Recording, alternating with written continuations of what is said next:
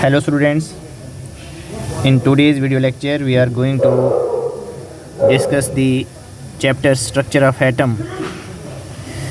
तो बच्चों आज हम जो है स्ट्रक्चर ऑफ एटम को जो है डिस्कस करेंगे।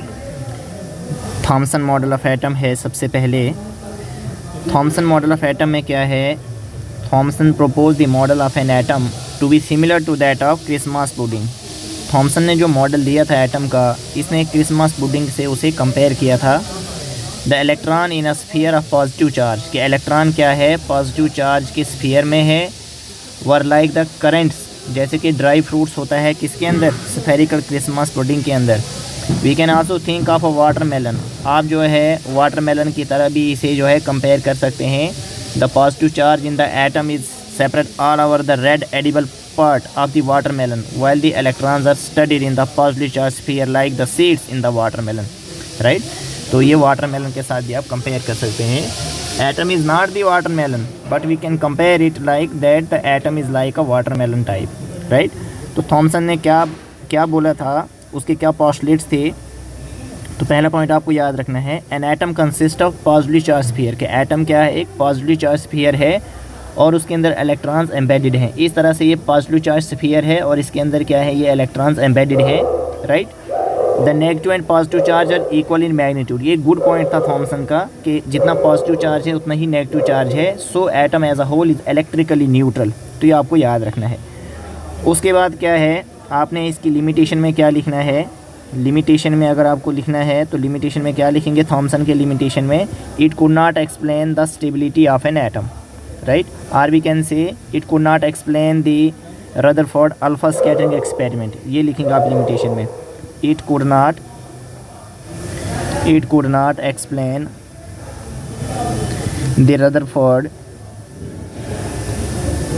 the Rutherford alpha scattering experiment, जो रदरफोर्ड ने अल्फा स्कैटरिंग एक्सपेरिमेंट परफॉर्म किया था, इसे एक्सप्लेन नहीं कर पाया थॉमसन, जिसके कारण जो है थॉमसन का मॉडल क्या हुआ, फेल हुआ, रिजेक्ट हुआ। तो आफ्टर थॉमसन जो है we have a Rutherford model of an atom. तो अर्नेस्ट रदरफोर्ड जो थे, they were interested in knowing how the electrons are arranged in an atom, right. वो ये जानना चाहते थे कि जो इलेक्ट्रॉन्स हैं वो एटम के अंदर किस तरह से अरेंज्ड हैं। तो रदरफोर्ड ने उसके लिए एक एक्सपेरिमेंट डिज़ाइन किया, राइट। उस एक्सपेरिमेंट में उन्होंने क्या किया, फर्स्ट मूविंग अल्फ़ा पार्टिकल्स जो है फॉल करवाया थिन गोल्ड फाइल के ऊपर, ठीक है। उन्होंने गोल्ड फाइल क्यों सिलेक्ट किया था, because he wanted as a thin layer as possible, क्योंकि गोल्ड जो है मोस्ट मेलिएबल है, right. Alpha particles are doubly charged helium ions, तो याद रखिएगा अल्फ़ा पार्टिकल्स क्या होते हैं, अल्फ़ा पार्टिकल्स जो है डबली चार्ज हीलियम आयन होते हैं। Since they have a mass of 4u, the first moving alpha particles have a considerable amount of energy, इनके पास sufficient amount of energy होता है।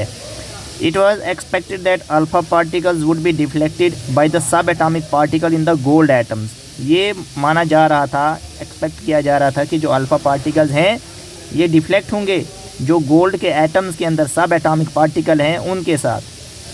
Since the alpha particles were much heavier than proton, जो alpha particles हैं ये proton से heavier होता है। He did not expect to see large reflection, तो वो वहाँ पे लार्ज डिफ्लेक्शंस को एक्सपेक्ट नहीं कर रहे थे, राइट। ये यहाँ पे एटम का स्ट्रक्चर है, राइट, जिसमें यहाँ सेंटर में क्या है, ये न्यूक्लियस है, राइट। और ये न्यूक्लियस के अंदर क्या होता है, प्रोटॉन और न्यूट्रॉन, और इलेक्ट्रॉन जो है न्यूक्लियस के बाहर इन सर्कुलर पाथ्स में है, right. But the alpha particle scattering experiment give totally unexpected results मिले उनको। The following observations were made, क्या ऑब्जर्वेशंस ऑब्जर्व की साइंटिस्ट ने। Most of the first moving alpha particles pass straight through the gold file, gold file से जो उन्होंने alpha particles पास करवाई थी, बहुत सारी अल्फ़ा पार्टिकल जो थी वो स्ट्रेट पास हो रही थी, right. Some of the alpha particles were deflected by the foil by small angle, कुछ स्मॉल एंगल से डिफ्लेक्ट हो रही थी। सरप्राइजिंगली 1 आउट ऑफ एवरी 12,000, जैसे कुछ बुक्स पे 20,000 भी लिखा होता है, तो यहाँ पे जैसे 12,000 लिखा है तो इसका कोई एग्जैक्ट डेटा लिखने की ज़रूरत नहीं है। अपीयर टू बी रिबाउंड्स, वो क्या हो रही थी, रिबाउंड हो रही थी, राइट। जैसे कि हमने आपको एक्सपेरिमेंटली बताया था कि इस तरीके से रदरफोर्ड और उसके स्टूडेंट्स, उन्होंने एक लेड का ब्लॉक लिया, इसमें radio active element that is radium, यहाँ पे क्या रखा था, रेडियम रखा था जो सोर्स है अल्फ़ा रेज़ का। तो यहाँ सेल्फ रेज आ रही हैं, थिन स्लिट से पास करवा रहे हैं, यहाँ पे ये गोल्ड की फॉइल रखी हुई है, राइट। तो बहुत सारी रेज जो हैं वो स्ट्रेट पास हो रही हैं, कुछ डिफ्लेक्ट हो रही हैं और बहुत ही कम जो हैं वो रिबाउंस बैक हो रही हैं। और ये जो है जिंक तो देखिए बच्चे, यहाँ पे इस तरह का एक्सपेरिमेंट जो है डिज़ाइन किया गया है। This is zinc sulphide screen, ये जो है जिंक सल्फाइड का बना हुआ स्क्रीन है, राइट, जिसके ऊपर ये ब्राइट स्पॉट्स यहाँ पे अपीयर होते हैं, राइट। तो अब जी इसके बाद हम देखते हैं जब उनने ऑब्जर्व किए उसके बाद उन्होंने क्या कंक्लूजन्स ड्रा किए। Rutherford concluded from the alpha particle scattering experiment that most of the space inside the atom is empty. बहुत सारा स्पेस एटम में क्या है, एम्प्टी है, because most of the alpha particles passed through the gold foil without getting deflected. Very few particles were deflected from there path, indicating that the positive charge of the atom occupies very little space. A very small fraction of alpha particles were deflected by 180 degree, indicating that all the positive charge and the mass of the gold atom are concentrated in a very small volume within the atom. तो इस data से उन्होंने क्या conclude किया कि radius of nucleus is about 10 raised to power 5 times less than the radius of an atom. This is 10 raised to power 5, right, इसे ध्यान में रखें, 10 raised to power 5 है ये। तो on the basis of his above experiment Rutherford ने nuclear model of an atom जो है फॉरवर्ड किया, जिसमें उन्होंने क्या बताया कि there is a positive charge centre in the atom called nucleus. So what is nucleus? There is a positive charge centre in the atom called nucleus. Nearly all the mass of an atom resides in the nucleus. The electrons रिजॉल्व around the nucleus in well defined orbits. The size of the nucleus is very small as compare to the size of the atom. जो nucleus का size है वो बहुत ही small है atom के size के कंपैरिजन में, राइट। तो इसमें बच्चे जो है मोस्टली आप ये एक्सपेरिमेंट पूरा जो है अंडरस्टैंड करेंगे, बट आपको ऑब्जर्वेशंस को मेन याद रखना है, ऑब्जर्वेशंस क्या थे और ऑब्जर्वेशन की बेसिस पे कंक्लूजन्स क्या थे, राइट। ये चीज़ आपको एग्जाम में लिखना है और डायग्राम आपको ड्रा करना है। उसके बाद आप लिमिटेशंस में आएंगे बच्चे कि रदरफोर्ड अल्फा स्कैटरिंग एक्सपेरिमेंट का क्या लिमिटेशन था। तो ड्रॉबैक और limitation one and the same thing. तो लिमिटेशन में आप लिखेंगे कि it could not explain the stability of atom, right, it could not explain the stability of an atom, the stability of an atom, it could not explain the stability of an atom, right. यही लिखेंगे आप, आपको ये read करने की need नहीं है, आप यही पॉइंट यहाँ पे लिखेंगे, it could not explain the stability of an atom. ये आ गया इसके लिमिटेशन में, राइट बच्चे। अब Bohr's model of an atom क्या है बच्चे? Bohr's model of an atom क्या है? देखिए रदरफोर्ड का मॉडल जब फेल हुआ, राइट, क्योंकि स्टेबिलिटी नहीं बता पाए, राइट, तो नील बोर ने भी जो है एक मॉडल जो है दिया एटम के रिगार्ड में। उसने क्या कहा कि हमारे पास सेंटर में क्या होता है, एटम के सेंटर में एक न्यूक्लियस होता है और न्यूक्लियस के अराउंड में सर्कुलर पाथ्स होते हैं जिन्हें हम क्या कहते हैं, ऑर्बिट्स कहते हैं। और इन ऑर्बिट्स में क्या है, इलेक्ट्रॉन रिवॉल्व करता है, क्या है, इलेक्ट्रॉन रिवॉल्व करता है, राइट। ये उन्होंने कहा sorry only certain special orbits known as discrete orbits of electrons are allowed inside the atom, के हमारे पास कुछ ही ऑर्बिट्स जो है अलाउ होते हैं एटम के अंदर। और इन डिस्क्रीट ऑर्बिट्स में इलेक्ट्रॉन जो है वो रिवॉल्व करता है और वो एनर्जी रेडिएट नहीं करता है, ठीक है। वो एनर्जी जब किसी पर्टिकुलर एनर्जी लेवल में इलेक्ट्रॉन जो है वो रिवॉल्व कर रहा है तो एनर्जी रेडिएट नहीं करता है, ना ही एनर्जी को लूज़ करता है, ना ही गेन करता है, राइट। और उन्होंने इन ऑर्बिट्स के नाम बताए कि इन ऑर्बिट्स को हम शेल्स भी बोलेंगे और इनको जो है एनर्जी लेवल भी बोलेंगे, राइट। और इनको उन्होंने KLMN से रिप्रेजेंट किया, या फिर इनकी नंबरिंग जो है 1 2 3 4 से इनको इन्होंने रिप्रेजेंट किया, राइट। तो ये न्यूक्लियस है, ये फर्स्ट शेल है, सेकंड शेल है, ये थर्ड शेल है। फर्स्ट शेल में 2 से ज़्यादा इलेक्ट्रॉन नहीं आएंगे, सेकंड शेल में 8 से ज़्यादा इलेक्ट्रॉन नहीं आएंगे और थर्ड शेल में 18 से ज़्यादा इलेक्ट्रॉन नहीं आएंगे। ये उन्होंने इस तरह की बातें बोली कि इलेक्ट्रॉन जो है एनर्जी लूज़ या गेन तभी करेगा जब ये ट्रांजिशन शो करे, राइट। जब ये लो एनर्जी लेवल से हायर एनर्जी लेवल में आए या फिर हायर एनर्जी लेवल से लो एनर्जी लेवल में आए तो उसी वक्त एनर्जी जो है ये रेडिएट करेगा, राइट। अगर इसका आपको लिमिटेशन लिखना है, लिमिटेशन क्या है, तो आप ये बताएंगे कि जो बोर्स मॉडल है ये मल्टी इलेक्ट्रॉन सिस्टम के लिए एप्लीकेबल नहीं है। इट इज़ नॉट एप्लीकेबल, इसे नोट कीजिए, it is not applicable for multi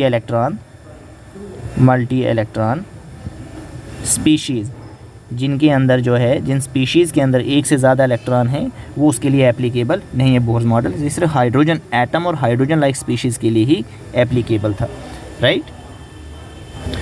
अब इसके बाद बच्चे हम जो है न्यूट्रॉन के बारे में जो है डिस्कशन करते हैं। 1932 में James Chadwick discovered another sub atomic particle which had no charge and mass nearly equal to that of the proton, right. तो याद रखना है, न्यूट्रॉन जो है चैडविक ने डिस्कवर किया, इलेक्ट्रॉन जो है जे थॉमसन ने डिस्कवर किया, राइट। इसे याद रखेंगे ऑब्जेक्टिव टाइप के लिए। प्रोटॉन जो है it was discovered by Goldstein, right. पूरा नाम जो है बुक पे ई गोल्डस्टीन है, राइट, अर्नेस्ट गोल्डस्टीन। और न्यूट्रॉन किसने डिस्कवर किया? चैडविक ने। ये ऑब्जेक्टिव टाइप के लिए क्वेश्चंस इंपॉर्टेंट हैं। तो it was eventually named as neutron. Neutron are present in the nucleus of all atoms except hydrogen. Hydrogen के अंदर जो है, हाइड्रोजन एटम में क्या है? न्यूट्रॉन नहीं है। Neutron is represented by small n, और जो मास है एटम का is therefore given by the sum of protons and neutrons in the nucleus. तो mass number is sum of proton and neutron, right. p हो proton के लिए और n है न्यूट्रॉन के लिए। अब जो चार्ज है इलेक्ट्रॉन का, दैट इज़ -1 यूनिट, और वैल्यू जो है माइनस में 1.602 इंटू 10⁻⁻19 कूलम। और mass of the electron is 9.11 into 10⁻31 kg। आपको यही याद रखना है। और सिंबल कैसे है? इस तरीके से इलेक्ट्रॉन का सिंबल जो है रिप्रेजेंट किया जाता है, राइट। और ये न्यूक्लियस के बाहर लाई करता है, राइट। प्रोटॉन का चार्ज जो है +1 यूनिट है, राइट। और इसका मास जो है 1.673 इंटू 10⁻27 kg, राइट। प्रोटॉन का ये सिंबल है और ये न्यूक्लियस में लाई करता है। न्यूट्रॉन नो चार्ज, इसका जो मास है 1.675 इंटू 10⁻27। सिमिलर ही वैल्यूज़ हैं, यहाँ 73 यहाँ 75 है। न्यूट्रॉन को इस तरीके से रिप्रेजेंट करते हैं और ये भी न्यूक्लियस के बाहर लाई करता है, राइट। अब देखिए बच्चे, यहाँ से आगे जो नेक्स्ट टॉपिक है that is the electronic configuration, that is the arrangement of electrons in different shells. This is known as electronic configuration. So distribution और arrangement of electron in different shells of an atom is called electronic configuration. अगर electronic configuration लिखना है तो हमें कुछ rules का पता होना चाहिए। Total number of electron present in the atom, right. तो this is equal to the number of protons. जितने प्रोटॉन्स होंगे, जितना एटॉमिक नंबर होगा किसी न्यूट्रल एटम का, तो उतने ही इलेक्ट्रॉन जो है वहाँ पे आपको डिस्ट्रीब्यूट करने हैं। Maximum number of electron that can be presented in each shell, वो एक फार्मूला है that is given by 2n², right. बहुत बड़ी स्कीम का फार्मूला है that is given by 2n², और n का मतलब है यहाँ पे number of orbit. First shell जिसे हम k शेल कहते हैं, यहाँ पे 2 से ज़्यादा इलेक्ट्रॉन नहीं आएगा। Second shell that is l shell, जिसके लिए n का वैल्यू 2 है, तो यहाँ पे 8 से ज़्यादा इलेक्ट्रॉन नहीं आएंगे। थर्ड शेल में 18 से ज़्यादा इलेक्ट्रॉन नहीं आ सकते। और fourth shell can accommodate maximum up to 32 electrons. Outer most shell can not have more than 8 electron. Outer most shell में आपने 8 से ज़्यादा इलेक्ट्रॉन नहीं रखना है, even if the first rule is violated. Third shell m shell can accommodate up to 18 electron. देखिए third shell जो है 18 इलेक्ट्रॉन अकोमोडेट कर सकता है, but as soon as it has acquired 8 electron the filling of the fourth shell starts. तो fourth shell की filling start हो जाती है।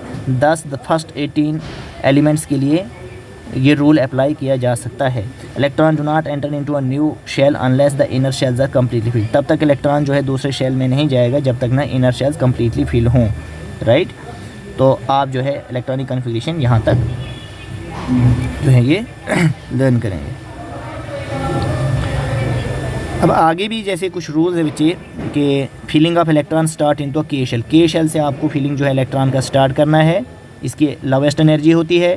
के शेल जो है वो मैक्सिमम 2 इलेक्ट्रॉन अकोमोडेट कर सकता है। जैसे हाइड्रोजन के अंदर एक ही इलेक्ट्रॉन है तो के शेल में एक ही इलेक्ट्रॉन आएगा। हीलियम के पास 2 इलेक्ट्रॉन है तो 2 इलेक्ट्रॉन जो है के शेल में ही आएंगे। लिथियम के 3 इलेक्ट्रॉन हैं तो यहाँ पे के शेल में जो है 2 इलेक्ट्रॉन आएंगे और थर्ड इलेक्ट्रॉन जो है वो एल शेल में आ जाएगा, राइट। अब देखिए हमारे पास जैसे एल शेल जो है, इसके बाद एम शेल आता है। जैसे सोडियम की बात करें, यहाँ पे 11 इलेक्ट्रॉन है तो 2 इलेक्ट्रॉन कहाँ आएगा? के में आएगा। 8 इलेक्ट्रॉन एल में आएगा और जो 1 इलेक्ट्रॉन फिर वो एम में आएगा, राइट। तो इस तरीके से जैसे यहाँ पे इलेक्ट्रॉनिक कॉन्फ़िगरेशन पोटेशियम का है तो के में आपने 2 इलेक्ट्रॉन लिखा, फिर एल में 8, एम में भी 8 लिखा और ये 18 हुआ। This is 1, this is 19। तो ये वैलेंस शेल आ गया यहाँ पे। अब वैलेंस इलेक्ट्रॉन और वैलेंसी क्या होता है? वैलेंस इलेक्ट्रॉन किसी भी केमिकल रिएक्शन में इलेक्ट्रॉन जो प्रेजेंट होता है आउटर मोस्ट शेल में, right, take part in the reaction. This is because electron present in the outermost shell are farthest from the nucleus, क्योंकि जो इलेक्ट्रॉन आउटरमोस्ट शेल में होता है वो न्यूक्लियस से बहुत दूर होता है, तो फोर्स ऑफ अट्रैक्शन जो है इलेक्ट्रॉन और न्यूक्लियस के बीच में वो कम होती है, इसीलिए जो इलेक्ट्रॉन आउटरमोस्ट शेल में होता है उसी को हम कहते हैं वैलेंस इलेक्ट्रॉन कहते हैं, राइट। और जो आउटरमोस्ट शेल होता है उसी को हम क्या कहते हैं, वैलेंस शेल कहते हैं।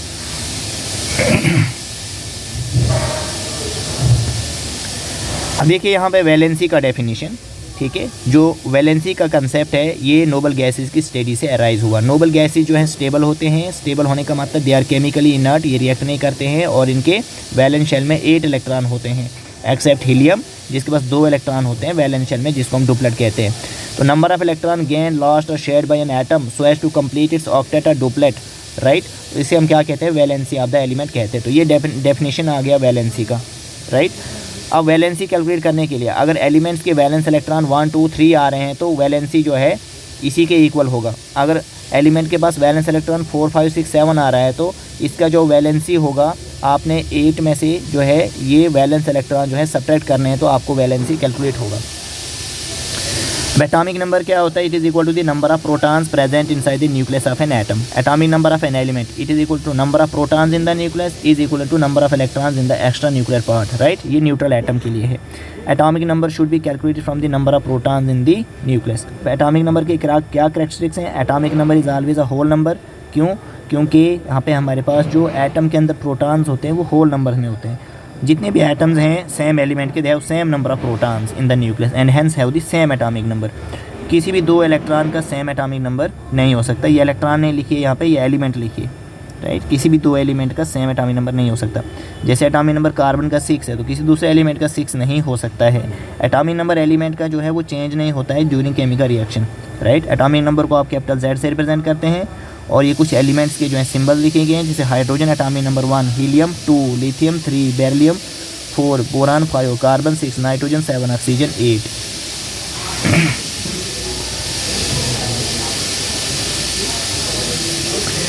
इसके बाद टर्म आ रही है मास नंबर। तो mass number it is equal to sum of number of protons and neutrons present in the atom, right. Atomic number आप क्या लिखते हैं, number of protons plus number of neutrons, right. Mass number और atomic mass में क्या difference है? Mass number जो है it is always a whole number, क्योंकि प्रोटॉन और न्यूट्रॉन जो है ये होल नंबर में प्रेजेंट होते हैं। लेकिन एटॉमिक मास जो है it is usually not a whole number because it is the relative mass as compared with the mass of carbon 12 atom taken as 12 isotope, right. तो किसी भी एलिमेंट का जनरल रिप्रेजेंटेशन इस तरीके से है, यहाँ पे सिंबल लिखिए x और ये एटॉमिक नंबर यहाँ पे, मास नंबर हम यहाँ पे लिखते हैं। तो ये एलिमेंट के सिंबल रिप्रेजेंट करने का तरीका है, राइट। अब हम जो है यहाँ पे देखेंगे कि इलेक्ट्रॉन, प्रोटॉन, न्यूट्रॉन कैसे कैलकुलेट करें। सबसे पहले हमको पता है कि mass number is equal to proton plus में न्यूट्रॉन, राइट। तो यहाँ से अब अगर आपको न्यूट्रॉन कैलकुलेट करना है तो आप जो है A माइनस P भी कर सकते हैं, राइट। इस तरीके से आप कैलकुलेट कर सकते हैं by using this formula. Isotopes क्या होते हैं? These are the atoms of same element having same atomic number but different mass number. Mass number क्या होता है? सम ऑफ प्रोटॉन और न्यूट्रॉन होता है। तो इन isotopes atomic number of proton is same but the number of neutron is different. Neutrons different हो सकते हैं। हाइड्रोजन के 3 आइसोटोप्स होते हैं, this is protium, deuterium, tritium, ठीक है। तो आप इनके न्यूट्रॉन्स कैलकुलेट कर सकते हैं by using this formula, right. Proton तो सबका सेम होगा और ये स्ट्रक्चर इस तरीके से आप ड्रा कर सकते हैं। कार्बन के भी 3 आइसोटोप्स हैं, राइट। आप स्ट्रक्चर ड्रा कर सकते हैं इस तरीके से और इनके न्यूट्रॉन्स जो हैं आप कैलकुलेट कर सकते हैं बाय यूजिंग दिस फार्मूला। इसके बाद अगर आप देखें यहाँ पे तो ऑक्सीजन के भी आइसोटोप्स हैं, राइट। स्ट्रक्चर्स ड्रा करेंगे, इनके न्यूट्रॉन्स आप कैलकुलेट कर सकते हैं। क्लोरीन के भी आइसोटोप्स 2 हैं और उनके न्यूट्रॉन्स भी आप कैलकुलेट कर सकते हैं और आपको स्ट्रक्चर भी ड्रा करना होगा, राइट। ये स्ट्रक्चर्स, राइट। तो आइसोटोप्स के क्या कैरेक्टरिस्टिक्स हैं? The isotopes of an element have same atomic number and hence have same number of protons in the nucleus and same number of electron in the extra nuclear part. Isotopes जो element के होते हैं दे have different mass number and hence differ in the number of neutrons present in the nucleus. Isotopes have same chemical properties because this property depend upon the number of valence electron. इसीलिए इनका chemical property क्या होता है? Same होता है। Isotope of an element have different masses hence they have different physical properties, जैसे melting point हुआ, boiling point हुआ, डेंसिटी हुआ। Due to difference in the nuclear structure they have different nuclear properties. जैसे carbon 14 isotope की बात करें, this is radioactive, और carbon 12 isotope this is non radioactive. तो रेडियो एक्टिव आइसोटोप्स को हम रेडियो आइसोटोप भी कहते हैं। तो ये क्या है, गीगर मोलर डिटेक्टर। देखिए क्लोरीन जो है नेचर में दो आइसोटोपिक फॉर्म्स में पाया जाता है, एक atomic mass 35 unit and 37 unit in the ratio 3:1, right. तो mass of an atom of any neutral element is taken as the average mass of all naturally occurring atoms of the element. If an element has no isotope then the mass of its atom would be same as the sum of proton and neutron. But if an element occurs in isotopic form, अगर element isotope form exist कर रहा है तो हमको percentage अगर जानना है हर एक आइसोटोप फॉर्म का, तो आप एवरेज मास जो है यहाँ पे कैलकुलेट कर सकते हैं। और गीगर मोलर डिटेक्टर जो है, दिस इज़ द इंस्ट्रूमेंट जिससे आइसोटोप्स की स्टडी की जा सकती है, राइट। तो जब क्लोरीन का एवरेज एटॉमिक मास कैलकुलेट किया जाता है तो वो क्या आता है, 35.5 यूनिट्स आता है। तो ये कैलकुलेशन आपको यहाँ पे लर्न करने का नीड नहीं है। अब एप्लीकेशन क्या है आइसोटोप का, आइसोटोप जो यूरेनियम का है 235 में, ये यू लिखिए यहाँ पे, it is used as a fuel in nuclear reactor.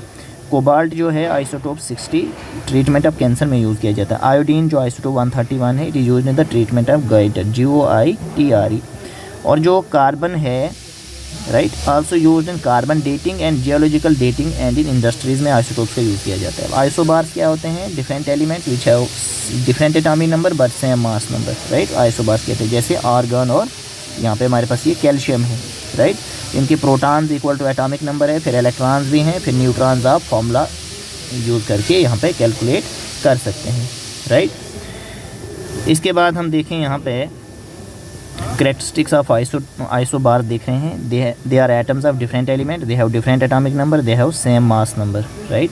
इसके बाद अगर हम देखें तो हमारे पास क्या है यहाँ पे, they have different physical and chemical properties, right. They have different number of protons and electrons, right. Canal rays क्या होती हैं, the positively charge radiation produced in a discharge tube containing a gas at low pressure when a high potential difference is applied between the electrodes are called canal rays. They are found to travel towards the opposite charge cathode. ये important question run करेंगे। If a bromine atom is available in the form of a ray, 2 isotopes हैं, एक जो है 79 वाला isotope है, एक है 81 आइसोटोप। इनके परसेंटेज गिवन है, तो आप एवरेज एटॉमिक मास कैलकुलेट कीजिए, राइट।